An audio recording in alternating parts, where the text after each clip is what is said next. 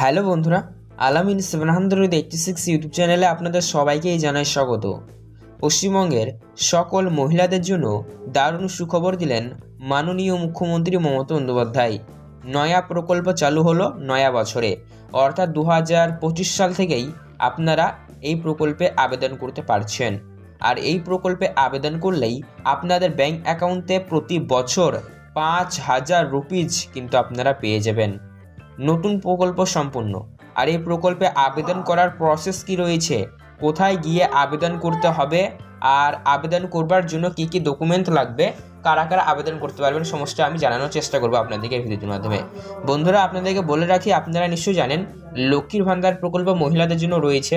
তো এই লক্ষ্মীর ভান্ডার প্রকল্পের মতনই প্রকল্প, কিন্তু লক্ষ্মীর ভান্ডার প্রকল্পে কি হয়, প্রত্যেক মাসে মাসেই দেওয়া হয়, কিন্তু এই প্রকল্পে আপনাদের প্রত্যেক মাসে নয়, এইটি দেওয়া হবে বছরে, ঠিক আছে। আর বছরে কিন্তু আপনারা সরাসরি 5,000 রুপিস কিন্তু পেয়ে যাবেন। তো কি প্রকল্প রয়েছে সমস্তটা জানাবো। আপনাদেরকে বলে রাখি, আপনাদের বয়স যদি শুধুমাত্র 18 বছর হয়ে গিয়ে থাকে তাহলে কিন্তু আপনারা এই প্রকল্পে আবেদন করতে পারছেন। অর্থাৎ বন্ধুরা, আপনারা জানেন এই প্রকল্পে মানে লক্ষ্মীর ভান্ডার প্রকল্প মহিলাদের জন্য রয়েছে।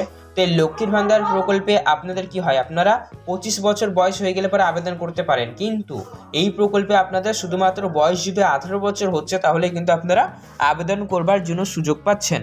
আর এই প্রকল্পে আবেদন করলে প্রতি বছর দেওয়া হবে আপনাদের 5,000 রুপিস। তো কী কী সুবিধা রয়েছে সমস্তটা আমরা জানবো। তো এই সংক্রান্ত বিস্তারিত আমরা এই প্রতিবেদনের মাধ্যমে জেনে নেব। তো আপনারা অন স্ক্রিনে দেখতেই পাচ্ছেন, এখানে বলা হয়েছে মুখ্যমন্ত্রী মমতা বন্দ্যোপাধ্যায় সাধারণ মানুষ, মেয়ে এবং মহিলাদের জন্য বিভিন্ন সময় ধরে নানান ধরনের নতুন প্রকল্প চালু করেছেন। লক্ষ্মীর ভান্ডার প্রকল্পের মাধ্যমে রাজ্যের সকল মহিলারা এখন 500 বদলে 1,000 দেওয়া হয়, আর 1,000 বদলে কিন্তু 1200 রুপিস করে আপনাদের দেওয়া হয়, আপনারা জানেন।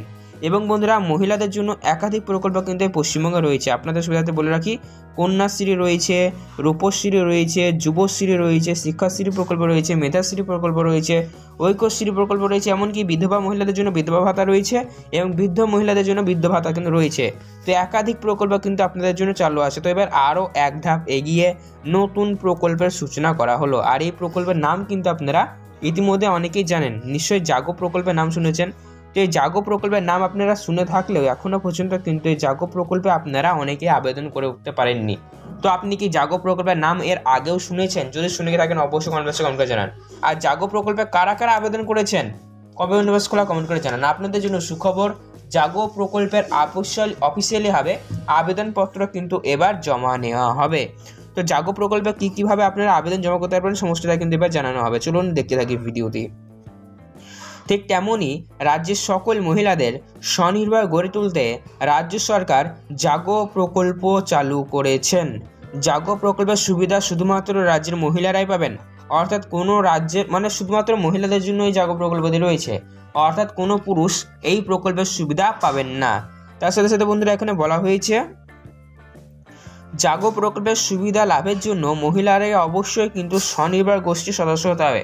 অর্থাৎ বন্ধুরা, আপনারা জানেন সেলফ হেল্প গোষ্ঠী বা স্বনির্ভর গোষ্ঠী কিন্তু রয়েছে, 10 জন মহিলা মিলে একটি দল তৈরি হয়। তো সেই স্বনির্ভর গোষ্ঠীর সদস্য আপনাকে অবশ্যই হতে হবে, তবেই কিন্তু আপনি এই জাগো প্রকল্পে আবেদন করতে পারবেন। আর সেই স্বনির্ভর গোষ্ঠীর বয়স কিন্তু মিনিমাম 1 বছরের বেশি হতে হবে, এবং সেই স্বনির্ভর গোষ্ঠীর অ্যাকাউন্টের ব্যালেন্স মিনিমাম 5,000 রুপিস থাকতে হবে এবং 6 মাসের পুরনো ব্যাংক অ্যাকাউন্ট থাকতে হবে, তাহলে কিন্তু আপনারা প্রকল্পে আবেদন করতে পারবেন। তো এই প্রকল্পের জন্য কী কী সুবিধা রয়েছে এবং কী কী যোগ্যতা আপনাদের লাগবে এক ঝলক আমরা দেখে নিই। এখানে অন স্ক্রিন আপনারা দেখতেই পাচ্ছেন, স্বনির্ভর গোষ্ঠীর সদস্য হতে হবে, কমপক্ষে 6 মাসের পুরনো ব্যাংক অ্যাকাউন্ট থাকতে হবে।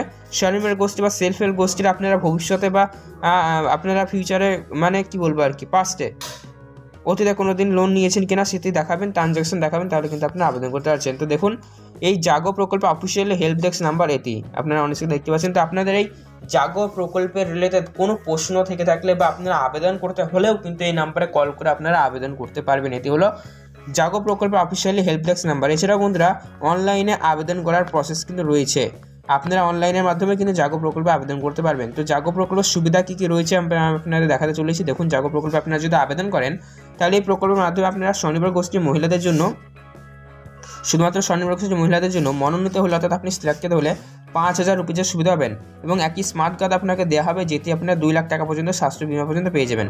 তো জাগো প্রকল্পে অবশ্যইভাবে কীভাবে আবেদন করতে হয় সেই প্রসেস অবশ্যই ভিডিওর মাধ্যমে চ্যানেলে আসবে। তো অবশ্যই সেই জন্য আপনাকে বলবো চ্যানেলটিকে সাবস্ক্রাইব করবেন, পাশে থাকা নোটিফিকেশন বেলটি কল করবেন এরকমই ভিডিও সবার আগে পেতে। কীভাবে আবেদন করতে হয় এই নিয়ে ভিডিও খুব শীঘ্রই চ্যানেলে আসবে। ঠিক আছে, ধন্যবাদ। আজকে বুঝে দেখাবেন নেক্সট ভিডিওতে।